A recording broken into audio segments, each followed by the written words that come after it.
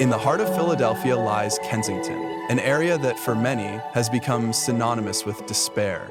Known as the Badlands, this once vibrant neighborhood has become the epicenter of one of the most devastating drug crises in America. Thousands of residents live in the shadow of rampant addiction, homelessness, violence, and a staggering death toll. But it's not just the poverty that defines this place, it's the drugs. Drugs that are ravaging the lives of its people. The streets of Kensington are lined with empty lots, crumbling buildings, and the constant hum of traffic. But this isn't just a forgotten neighborhood, it's the front line of an ongoing public health crisis. For years, Kensington has been ground zero for heroin and fentanyl overdoses. But in recent years, a new drug has emerged from the shadows: Tranq.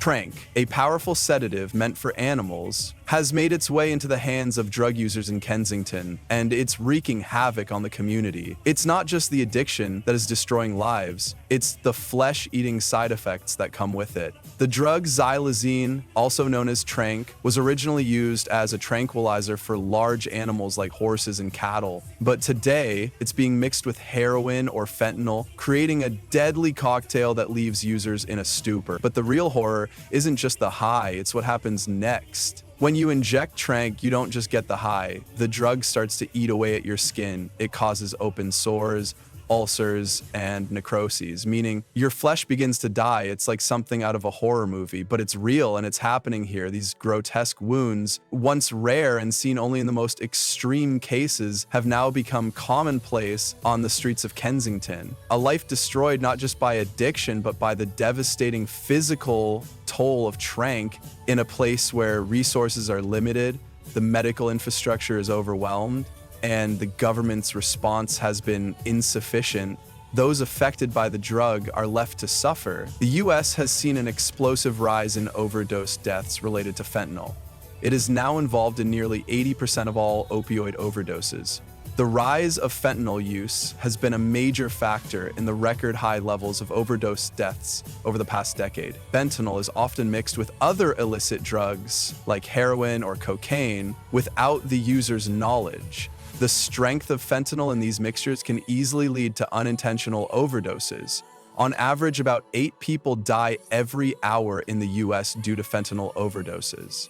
This number may vary based on regional trends, but it underscores the massive scale of the fentanyl crisis. Each of these lives lost is more than just a statistic. They are someone's beloved family member, brothers, sisters, fathers, and mothers. They were part of someone's world, bringing love, laughter, and memories. Now those left behind are left with an unbearable emptiness, a void that no amount of time or words can ever truly fill.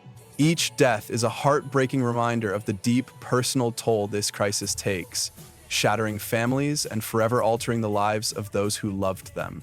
Homelessness is rampant in Kensington, with thousands living on the streets, many trapped in a cycle of addiction and despair. A lack of affordable housing, mental health services, and addiction recovery programs means that for many, getting out seems impossible. The cycle of addiction and homelessness feeds into each other. With nowhere to go and no way to get clean, the streets of Kensington have become a graveyard for many. But it's not just the overdose deaths that are the problem. The violence here is rising, fueled by drugs, poverty, and desperation. And Kensington's violence rate has skyrocketed.